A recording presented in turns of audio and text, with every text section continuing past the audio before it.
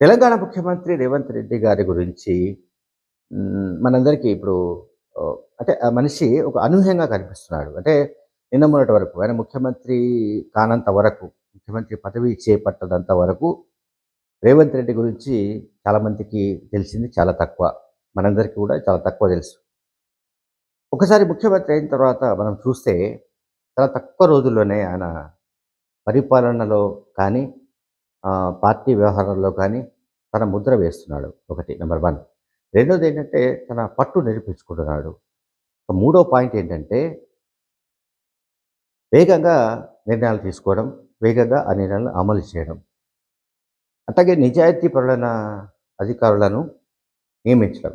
బదిలీల ప్రక్రియలో కూడా మనం గమనిస్తే ఉదాహరణకు హైదరాబాద్, సైబరాబాద్ పోలీస్ కమిషనర్లు గానీ, ఇతర చోట్ల అంటే ముఖ్యంగా విద్యుత్తు సంస్థలు ట్రాన్స్కో, జెన్కోలో నియామకాలు గానీ, తన ఆఫీస్‌లో అంటే సీఎంఓలో తన సెక్రటరీగా నియమించుకున్న ఐపీఎస్ అధికారి వ్యవహారం గానీ, విషయంలో గానీ, ఇంటెలిజెన్స్ చీఫ్‌గా ఐపీఎస్ అధికారి శివధర్ రెడ్డిని నియమించడం గానీ, సో బదిలీల వ్యవహారం గానీ, అంటే బదిలీల ఇష్యూ గానీ, లేకపోతే పోస్టింగ్స్ ఇష్యూ గానీ, ఇతరత్రా అన్ని వ్యవహారాల్లో కూడా రేవంత్ రెడ్డి గారు చాలా మెచ్యూర్డ్‌గా ఆయన ఆలోచిస్తున్నట్టు, మెచ్యూర్డ్‌గా వ్యవహరిస్తున్నట్టుగా కనిపిస్తోంది. ఇది సరే మిగతా మంత్రివర్గ సహచరులకు ఎవరికైనా కొంత ఏమంటాం, అయ్యో క్రెడిట్ అంతా రేవంత్ రెడ్డి కొట్టి పారేస్తున్నాడు అని అనుకున్నా కూడా ఎవరు చేయగలిగింది ఏమి లేదు.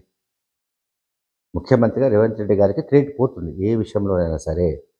ఎందుకంటే ఫైనల్‌గా ముఖ్యమంత్రి గారే నిర్ణయం తీసుకోవాలి కనుక, ముఖ్యమంత్రి తీసుకుంటున్న నిర్ణయాలు అది ప్రజలకు ఉపయోగకరమైనవి అయితే, ప్రజారంజక పరిపాలనను ఆయన సాగించే ఛాన్సెస్ కనిపిస్తున్నాయి. మనము అంటే మనం ఏదో అంటాం కదా! మెతుకు పట్టుకుంటే సరిపోతుంది ఉడికిందా లేదా అన్నట్టుగా రేవంత్ రెడ్డి పరిపాలనకు సంబంధించి మున్ముందు ఎట్లా ఉంటుందనే దానికి సంబంధించి ఇప్పటికే ఒక రఫ్‌గా ఒక ఐడియా అందరికీ ప్రజలకు వచ్చేసింది. రేవంత్ రెడ్డి మామూలు మనిషి కాదు, చాలా గట్టి మనిషి అని కూడా ఆయన నిరూపించుకుంటున్నాడు. రాజేంద్ర నగర్ ప్రాంతాల్లో ఒక 100 ఎకరాల్లో నూతన హైకోర్టు నిర్మాణాన్ని ఆయన శంకుస్థాపన చేయబోతున్నాడు. అట్లాగే మెట్రో ట్రైన్ పాత బస్తీ మీదుగా ఎందుకు వెళ్ళకూడదంటూ ఆయన అధికారులను ప్రశ్నించి ఆ మేరకు ప్రతిపాదన సిద్ధం చేయాలని కూడా కోరడం అదొక సంచలనం. ముఖ్యమంత్రి రేవంత్ రెడ్డి గారు తీసుకుంటున్న ప్రతి నిర్ణయం కూడా సంచలనంగానే కనిపిస్తోంది. నేను చెప్పాను కదా ముందే, అధికారుల పోస్టింగులు, బదిలీలు కావచ్చు, లేకుంటే విధానపరమైన కొన్ని నిర్ణయాలు కావచ్చు, ఇవన్నీ కూడా చాలా ఇప్పటికిప్పుడు ఈ రోజుకి ఈరోజు ఒకరోజు ముందే ఆలోచించి నిర్ణయాలు తీసుకునేవి కావు. నాకు తెలిసి దాదాపు 5, 6 ఏళ్లుగా ఆయన ఈ కసరత్తు చేస్తున్నట్టుగానే మనం భావించాలి. అంటే ఒకవేళ కాంగ్రెస్ పార్టీ అధికారంలోకి వస్తే, ఒకవేళ తాను ముఖ్యమంత్రి అయితే ఏ రకంగా పరిపాలించాలి? ప్రజలకున్న సమస్యలేంటి? ప్రధానంగా ఉన్న ఇష్యూస్ దేని విషయంలో ఆహ్, ప్రజల్లో లోటు ఉంది? ఎక్కడ మనం భర్తీ చేయాలి? ఏ రకంగా మనం ప్రజలకు అందుబాటులో ఉండాలి? వీటన్నిటికి సంబంధించి ప్రొఫెసర్ కోదండరాం కావచ్చు, మరికొంతమంది ఎవరైతే ఆహ్, ఆయనకు బాగా మద్దతుగా నిలబడ్డారో వాళ్ళందరి నుంచి ఆయన సలహాలు, సూచనలు తీసుకుంటూ స్టడీ చేస్తూ వస్తున్నట్టుగానే కనిపిస్తోంది. అందువలనే నిర్ణయాలు చాలా స్పీడ్‌గా జరిగిపోతున్నాయి. ఇంకొక ముఖ్యమైన సన్నివేశం ఏంటంటే, మాజీ ముఖ్యమంత్రి కేసీఆర్ తానెంతో ప్రేమతో, అపురూపంతో, ఇంకా చెప్పాలంటే ఎంతో మమకారంతో ఆహ్, ఏదైతే ప్రగతి భవన్ పేరిట ఒక అధునాతన ప్యాలెస్‌ని నిర్మించుకున్నారో, ఆ ప్యాలెస్‌ని ఇవాళ ఉప ముఖ్యమంత్రి మల్లు భట్టి విక్రమార్కకు ఆయన నివాసంగా కేటాయించారు. ఇది ఇంకా సంచలనం ఇది. బీఆర్ఎస్ పార్టీ అధ్యక్షుడు, మాజీ ముఖ్యమంత్రి కేసీఆర్‌కు ఇది మామూలుగానే ఓటమి నుంచి ఆయన ఇంకా బయటపడలేకపోతున్నాడు, తేరుకోలేకపోతున్నాడు. సరే రకరకాల అనారోగ్య సమస్యలు కూడా ఇప్పుడు బయటకు వచ్చే అవకాశాలున్నాయి. పాపం ప్రమాదవశాత్తు ఆయన కింద పడి తుంటి వెముక కు గాయమైంది. దానికి సరే ఆపరేషన్ జరిగింది. కోలుకున్నారు. నందినగర్‌లోని పాత నివాసానికి ఆయన చేరుకున్నారు. వెళ్లారు. ఓకే. ఇదంతా ఓకే. బాగానే ఉంది. బట్ ఇక్కడ నేను చెప్పాల్సిందేంటంటే, రేవంత్ రెడ్డి అది వరకు మంత్రిగా చేయకపోయినా, అది వరకు పరిపాలనా అనుభవం ఏమీ లేకపోయినా కూడా అధికారం ఇస్తే తానేమిటో నిరూపించుకునే పనిలో ఆయన చాలా తలమునకలై ఉన్నట్టుగా కూడా అర్థం చేసుకోవచ్చు. అందువల్లనే మనకు ప్రతి నియామకం గానీ, ఎంపిక కానీ, అధికారుల్ని ఎట్లా ఎంపిక చేయాలి, ఎక్కడ ఎవరు కరెక్ట్‌గా ఫిట్ అవుతారు, ఎవరు ఏ పనికి సరిగ్గా ఫిట్ అవుతారు, ఏ రకంగా వాళ్ళ సర్వీసెస్‌ని ఉపయోగించుకోవాలి. అందులో అంటే ముఖ్యంగా కళంకం లేనివాళ్ళు, ముఖ్యంగా కరప్షన్ చార్జెస్ లేనివాళ్ళు, ఇటువంటి వాళ్ళకి సంబంధించిన జాబితాలు అసలెప్పుడు తయారయ్యాయనేది కూడా మనందరికీ ఆశ్చర్యంగా కనిపిస్తుంది. అంటే చాలా ముందుగానే ఇదంతా ఒక గ్రౌండ్ ప్రిపేర్ అయినట్టుగా కూడా మనకు వేగంగా జరుగుతున్న ఈ బదిలీల ప్రక్రియ కావచ్చు, కొన్ని నిర్ణయాలు కావచ్చు, అట్లాగే ఇప్పుడు ఫార్మాసిటీకి సంబంధించిన వ్యవహారం ఒకటుంది. ఆ ఫార్మాసిటీ ప్రాంతంలో ఇంకొక కొత్త సిటీని డెవలప్ చేయడానికి సంబంధించిన కార్యక్రమం కూడా చేపట్టబోతున్నాడు. సో, ప్రతి నిర్ణయం కూడా ఆలోచిస్తే సంచలనమైన నిర్ణయంగానే కనిపిస్తుంది. ఇప్పుడు ప్రజావాణి నిర్వహించడం, ప్రజావాణి నిర్వహించి ప్రజల సమస్యల్ని తెలుసుకోవడం, ప్రజల్ని కలుసుకోవడం, వాటిని వెంటనే వీరంత త్వరగా పరిష్కరించడానికి ప్రయత్నించాలని అధికారులను అప్పటికప్పుడే ఆదేశాలు జారీ చేయడం, ఆయన ఎక్కడో శషబిష లేకుండా ఆయన వ్యవహరిస్తున్నాడు.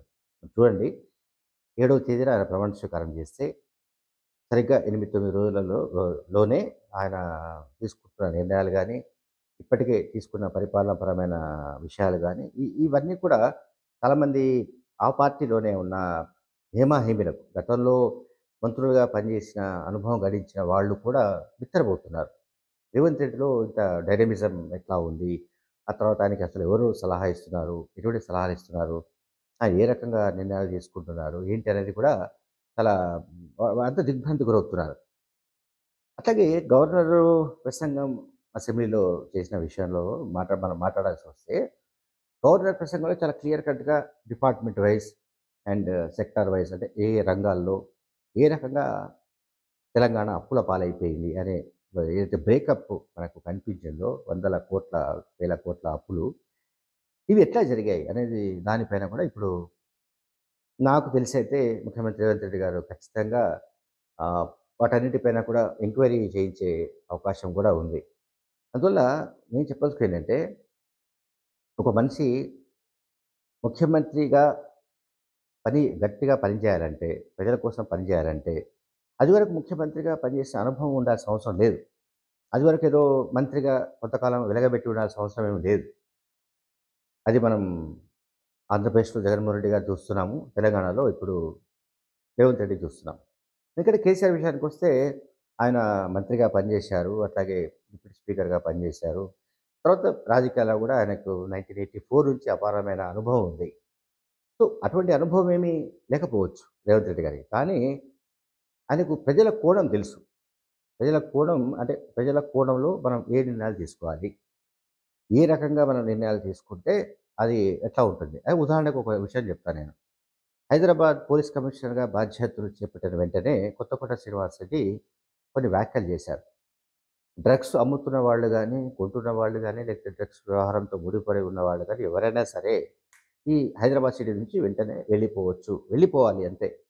ఉండడానికి వీల్లేదు. హైదరాబాద్ నగరంలో వాళ్ళకు చోటు లేదు అని ఆయన క్లియర్ కట్‌గా వార్నింగ్ ఇచ్చాడు.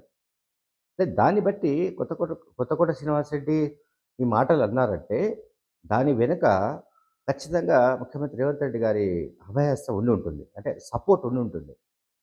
అందువల్లనే హైదరాబాద్ సీపీ అటువంటి వార్నింగ్ జారీ చేశాడు. బహిరంగ హెచ్చరిక చేశారాయన. ఇక ముందు అంటే డ్రగ్స్ రహిత హైదరాబాద్‌గా మార్చడానికి సంబంధించి తాము కఠిన చర్యలు తీసుకుంటామని, ఉక్కుపాదం మోపుతామని కూడా చెప్పాడాయన. సరే పోలీస్ కమిషనర్‌గా బాధ్యతలు చేపట్టిన కొత్తలో ఎవరైనా ఇటువంటి స్టేట్‌మెంటు ఇచ్చి ఉంటారులే ఇస్తారు అని అనుకోవచ్చు కానీ, ఇక్కడ నాకైతే అంత కనిపించట్లేదు. సైబరాబాద్ పోలీస్ కమిషనర్‌గా అవినాష్ మహంతి గాని, మీకు హైదరాబాద్ కమిషనర్‌గా బాధ్యత చేపట్టిన ఆహ్, కొత్తకోట శ్రీనివాసరెడ్డి గాని, వీళ్ళేమీ సాధారణ ఐపీఎస్ అధికారులు కాదు.